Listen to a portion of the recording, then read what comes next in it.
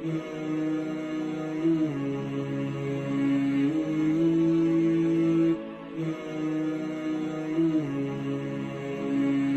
لوگ ہوئے ہیں جنہوں نے حضور کی ناموس پہ، حضور کے پیار پہ، حضور کی محبت پہ پہرا دیا۔ تو جب حضور علیہ السلام کی ناموس کے قانون کو کالا قانون کہا گیا اور ایک گستاخہ جس کی گستاخی ثابت ہوگی اور وہ عدالت سے سزا پا چکی تھی، تو اس کے سر پہ جا کے شفقت کا ہاتھ رکھتے ہوئے کہا کہ ہم تیرے ساتھ ہیں اور تجھے کوئی فکر نہیں ہونا چاہیے، ہم تیرے ساتھی ہیں اور تجھے جیل کی سلاخوں سے باہر نکالیں گے۔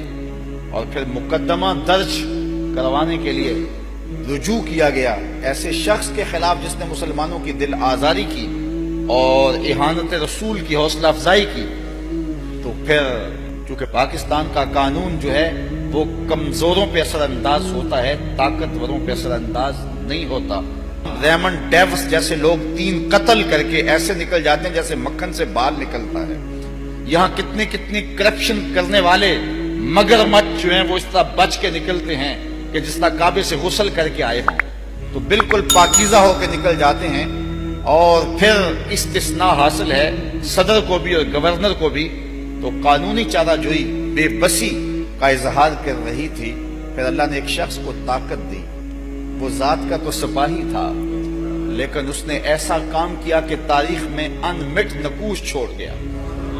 غازی ممتاز حسین قاضی کے جنازے میں میں خود شامل ہوا ہوں۔ میں نے حج بیت اللہ کیا ہے اور میں نے حج کے بعد اتنا بڑا اجتماع زندگی میں نہیں دیکھا۔ تا حد نظر سروں کا سمندر تھا اور عقیدتوں کا ہجوم تھا، اور لوگ جنازے کی چارپائی کو جو ہے وہ بلکہ چارپائی نہیں ایمبولینس کو چھو لینا بھی اپنے لیے اعزاز سمجھ رہے تھے کہ اگر ہاتھ ہی مس ہو جائے تو یہ ہماری زندگی کی معراج ہے۔ یہ ہوتی ہے شان، یہ ہوتی ہے عظمت، یہ ہوتا ہے بانک پن۔ جب حضرت امام احمد بن حنبل رضی اللہ تعالی عنہ آپ پر معتزلہ نے ظلم کیے اور حاکم وقت بھی ان کے زیر اثر آ گیا اور امام کو جیل میں لے جایا گیا، تو حضرت امام احمد بن حنبل پر جب کوڑے برسائے جا رہے تھے تو آپ نے کہا جو ظلم کرنے ہیں کر لو، آج ہم لاچار ہیں، آج ہم مجبور ہیں، اور سیاسی قوت، شوکت و حشمت، طاقت، فوجیں، جج سب کچھ تمہارے پاس ہیں، آج یہاں ہماری کوئی نہیں سن رہا، ہم لاچار ہیں، لیکن وَبَيْنَنَا وَبَيْنَكُمْ شُهُودُ الْجَنَائِزِ، لیکن تمہارے اور ہمارے درمیان فیصلے جنازے ہی کریں گے۔ لوگوں کو پتہ چل جائے گا کون حق پر ہے اور کون باطل پر ہے۔ جب گورنر کا جنازہ پڑھا جانے لگا تو اس وقت ان کو جنازہ پڑھانے والا امام نہیں مل رہا تھا۔ شاہی مسجد کے امام سے کہا، اس نے کہا جناب میں نہیں آ سکتا۔ گورنر ہاؤس کے امام نے کہا نوکری چھوڑ سکتا ہوں، یہ کام نہیں کر سکتا۔ داتا صاحب مسجد کے امام کو کہا گیا، اس نے کہا یہ تعلق میں اپنے منہ پہ کیوں ملوں؟ تو 100 لوگوں کے ساتھ رابطہ کیا گیا، انہوں نے کہا جی ہم جنازہ پڑھانے کے لیے تیار نہیں، آمادہ نہیں ہے۔ اللہ اکبر۔ پھر ایک شخص کو پکڑ کے لایا گیا، لیکن اس نے شرط پہ جنازہ پڑھایا کہ مجھے اس کے بعد غائب کر دینا، مجھے پاکستان نہ رہنے دینا، اور اس کا جنازہ 3 سیکنڈ میں پڑھا گیا، اور پتہ ہی نہیں کس نے پڑھا کس نے نہیں پڑھا، وہ کیا جنازہ ہونا تھا۔ اور غازی ممتاز قادری کا جنازہ ابھی گھر پہ تھا تو گراؤنڈ کھچا کھچ بھرا ہوا تھا، کہاں کہاں تک لوگ تھے۔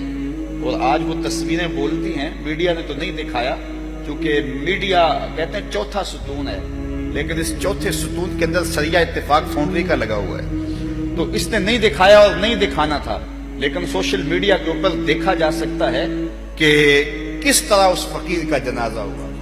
اور میں نے بڑے بڑے جبہ و دستار والے مشائخ کو جن کے پاس وقت لینے جائیں تو وقت نہیں ملتا، مجمع کے اندر دھکے کھاتے ہوئے دیکھا ہے کہ ایک مرتبہ اس ایمبولینس کو ہاتھ ہی لگا لیں کہ اس فقیر کا جنازہ ہے، اور جس ڈھب سے وہ جنازہ آیا اور جس شان و شوکت سے آیا، تو آنکھیں ڈھونڈ رہی تھی اس منظر کو دیکھنے کے لیے، اور دل تھے کہ سینوں میں لرز رہے تھے، اور ہجوم بے قرار تھا، تا حد نظر لوگوں کا ہجوم تھا، اور عقیدتوں کے منظر نامے تھے، اور سسکیاں، اشک، آہیں، اور جو ہے وہ غم، مسرت کی کیفیات کا ہجوم۔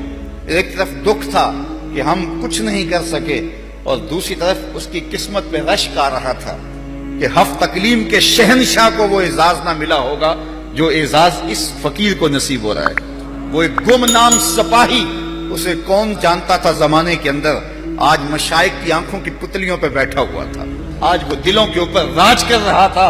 آج کلیجے اس کو دیکھ کر کے اور اس کے تربت کو دیکھ کر کے اور اس کے جنازے کو دیکھ کر کے ٹھنڈے ہو رہے تھے۔